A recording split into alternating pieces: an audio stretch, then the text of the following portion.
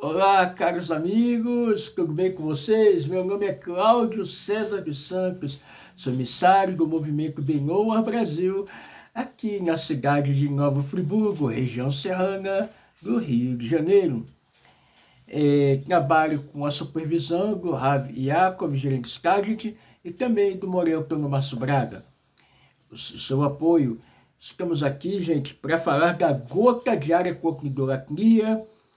Vamos falar hoje de Daniel 7,13, sobre o Filho do Homem.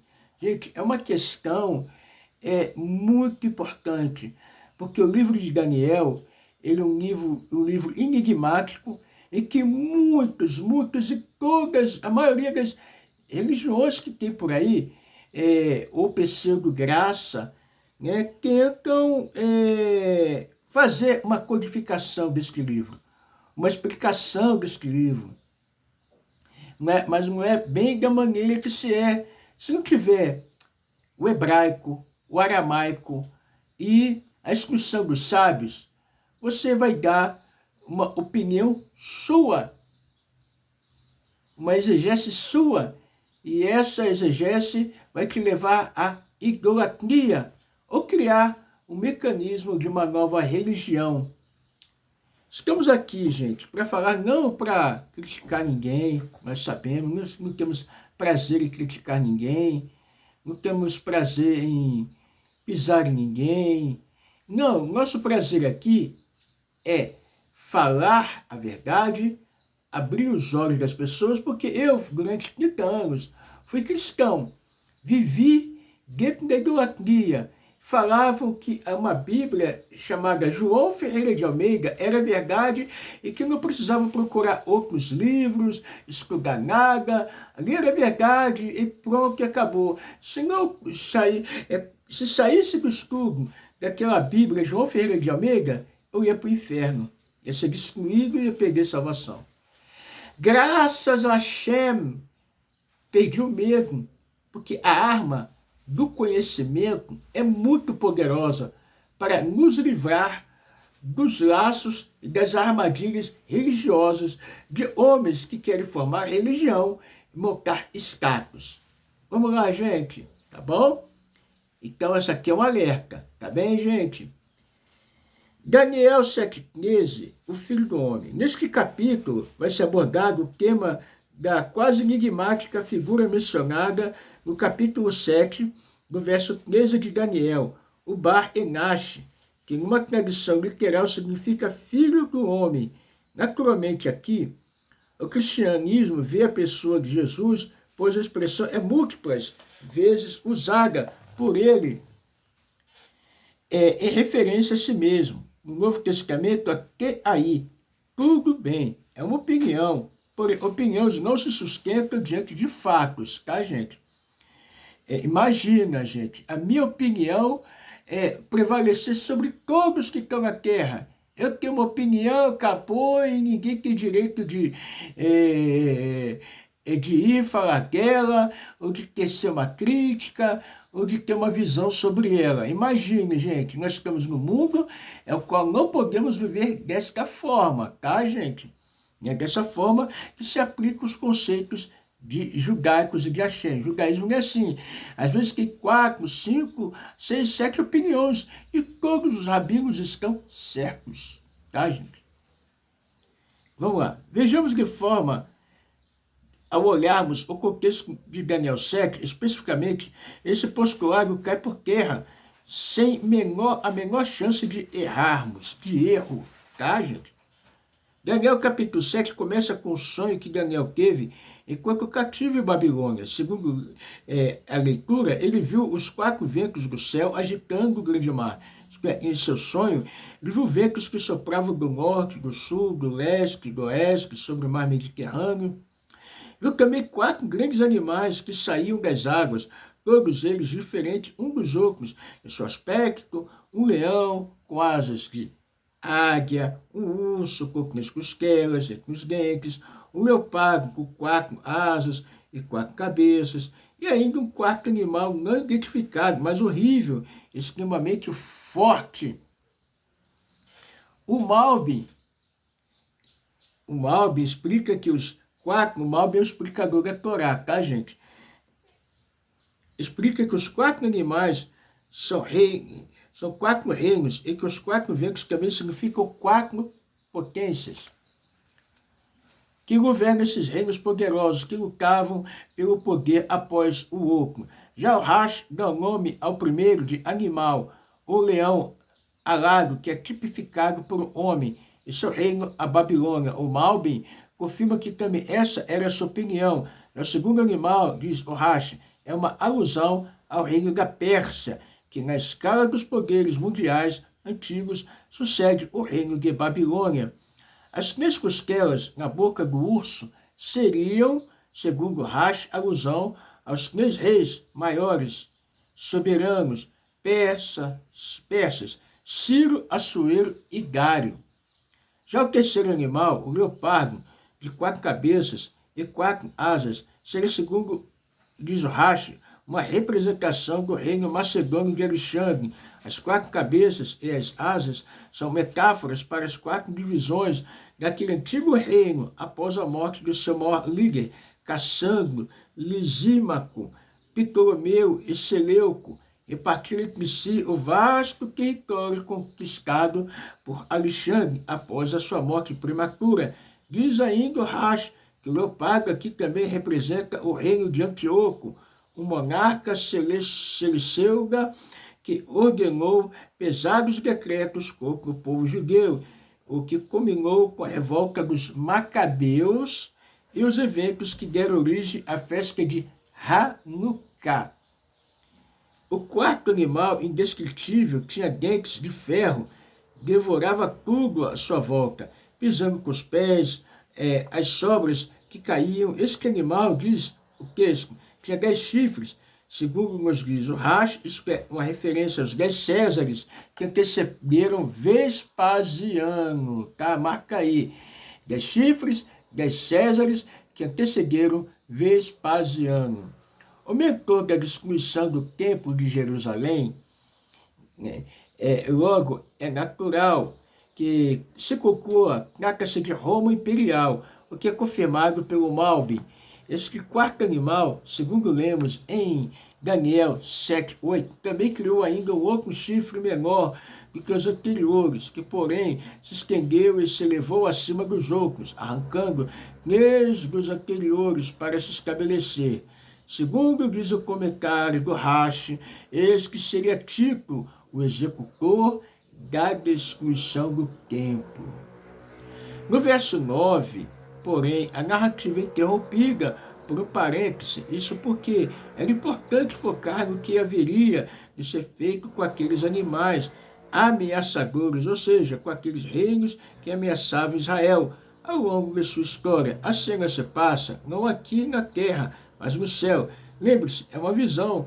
Nomes são colocados e sobre o mais exaltado deles assenta-se Atik Omaiá, o ancião de dias. É óbvio que aqui temos uma menção antropofórmica, tá, gente?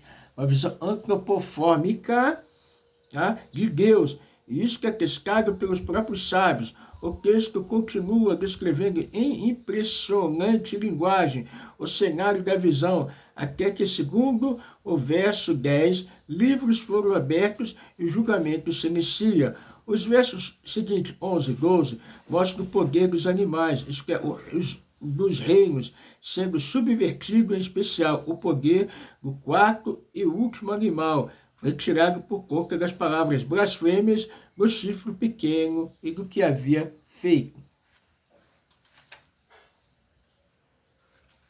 Continuando, os outros animais anteriores a esse perderam seu domínio, mas tiveram suas vidas prolongadas por certo período de tempo. E o clímax do capítulo é atingido no verso 13, onde surge com as nuvens dos céus a figura de uma pessoa, um filho do homem. A expressão aramaica Kevar Enash significa o mesmo que Ben Adam, no hebraico. Essa locução descreve simplesmente um ser humano e não há nada de divino, de especial nela. Não há nada que o cristianismo fala, um ser, né, que ressuscitou, foi lá para o céu, está aguardando a ordem de Deus para descer no mundo. Gente, não tem nada a ver, nada. Que nasceu foi de uma virgem. Já fizemos vários capítulos, né, mostrando que não existe essa parte da mulher virgem, ter um homem, já mostrando, porque a palavra ela é ao mar, e a mulher está grávida, e era um sinal para Acais, né, era o filho do profeta Isaías, e assim por diante. Já fizemos vários vídeos, temos aqui colocações no hebraico. Então, há uma grande confusão desenfreada nas religiões, principalmente, eu falo, gente, na Bíblia João Ferreira de Almeida, a qual vivi, não atacando ninguém. Eu estou falando que eu vivi, né? Ah, mas tem milagre, fala-se língua, não existe esse dom de língua, tá? Primeiramente, lá no Pedro errou feio ao falar isso, porque se ele não conhecia a Escritura, no livro de Joel, não conhecia, porque não está escrito isso, tá, gente? E língua, nós sabemos que macumbeiros, né, não desprezando ninguém, mas pessoas de espírita, toda religião, muitos vai poder falar língua, tranquilo, fácil, tá? É muita emoção envolvida. Então, temos que ter luz, lucidez, né? Milagre. Toda religião alcança. Vai perguntar lá em todas as religiões de Roma, do cristianismo, que é a mãe de todas, vai falar, nós vimos milagre aqui também, oramos para a imagem, vimos um milagre, oramos para isso, vimos um milagre. E aí? Então, as forças da impureza fazem milagre, tá? As forças da impureza. Agora, a força da pureza está no Deus verdadeiro, no Deus único, indivisível, corpóreo, que criou o céu e a terra, é o primeiro e o último. Primeiro, porque não tem filho. Primeiro, porque não tem pai. E último, porque não tem filho. Tá, gente? Vamos lá. Então, a expressão aramaica kevar ená significa o mesmo que Beagan. No hebraico, essa locução descreve simplesmente um ser humano e não há nada de divino ou de especial nela. Muito pelo contrário, o texto continua dizendo: foi-lhe dado o domínio e honra e o reino para que todos os povos, nações e línguas o servissem. O seu domínio é o domínio eterno, que não passará. O seu reino, tal que não será destruído. Exatamente aqui que os pretensos intérpretes, navegadores desavisados das escrituras costumam fixar suas âncoras, insistindo na ideia de que o Filho do Homem, que aparece aqui como rei e dominador, seja uma figura messiânica, o próprio Messias, e por consequente Jesus, ou Yeshua, tá, gente? Que eu já fui messiânico, trocar 6 por meia dúzia, falar que a Bíblia de Hagashá é verdadeira, conversa fiada de quem gosta de criar uma situação para ter status em uma religião, tá, gente? Então, como nós falamos, o próprio Messias, por consequente, Jesus Yeshua, na visão apologética cristã, é evidente que isso não faz sentido, pois, ao contrário do que pensa, a pessoa aqui em evidência vem na visão com as nuvens dos céus e não nas nuvens dos céus, tá? Nos versos 15 e 16, Daniel fica profundamente perturbado pela visão e pergunta a verdade, a interpretação daquelas coisas. E segundo o nosso texto, os versos 17 e 26 explicam a sucessão dos 4 impérios mundiais, o surgimento de um tipo de extensão do quarto, de que forma específica buscaria atacar não só o povo judeu, mas também mudar os seus tempos, suas festas sagradas, também sua lei, Torá ou sua religião. Note, uma supressão da sua lei, mas sim uma tentativa de mudança da mesma. Porém, o verso 14 nos diz que isso vai mudar, que esses poderes serão destruídos e que o domínio, o poder e o reino serão dados exatamente àquele que o texto chama de como filho do homem, um ser humano, tá, gente? Agora, comparando os textos, entendendo que a segunda porção do capítulo é uma explicação da primeira, fica simples determinar quem é aquele personagem do verso 13. Nesse verso, é o Filho do Homem, ou seja, uma pessoa que recebe o domínio, a honra e o reino. Já na explicação desse cenário, no verso 27, quem recebe o reino, o domínio e a majestade é o povo dos santos do Altíssimo. O versículo 13, que o reinado dado ao Filho do Homem, esta pessoa é um reino eterno. E o versículo 26 diz exatamente o mesmo sobre o reino dado ao povo dos santos do Altíssimo. Seu reino será para sempre. Assim sendo, a segunda parte, natural, a explicação da primeira, é claro que em síntese é o povo que é chamado de santos do Altíssimo, que receberá esse reino e domínio, representado na primeira parte do capítulo 7, porque o texto chama de Bar-Enás, filho do homem, ou seja, uma pessoa, porém, como diz o texto, o povo receberá esse domínio, não o recebe sem que antes o poder seja simbolizado pelo chifre pequeno, faça guerra contra eles e os vença. Lembre-se que isso, segundo Rashi, é o tipo que representa tanto Tito como Vespasiano, os algozes romanos, os judeus nos últimos dias do segundo templo. Assim, é certo que Daniel escreveu sobre os dias futuros, nos quais via um desfecho favorável ao povo de Israel, representado na figura de um homem. Alguns intérpretes acreditam que o livro de Daniel teria sido produto da época dos Asmoneus, Macabeus, tá, gente? Século II antes da Era Comum, e que seu texto procurava consolar os judeus em aperto pelas perseguições de Antíoco IV Epifanes, e outros em menor número apontam para uma datação mais antiga. Seja qual for a verdade sobre a origem do texto, as descrições do sofrimento dos judeus dentro dos impérios antigos são muito vívidas e coerentes com a história.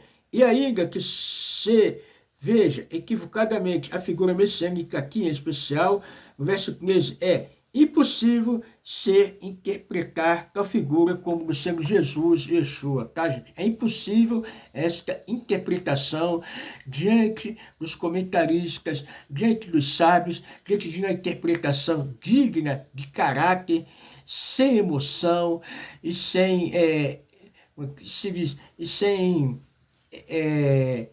fantasias, tá, gente? Então, muito obrigado por vocês estar aqui nos ouvindo. Assista esse vídeo até o final.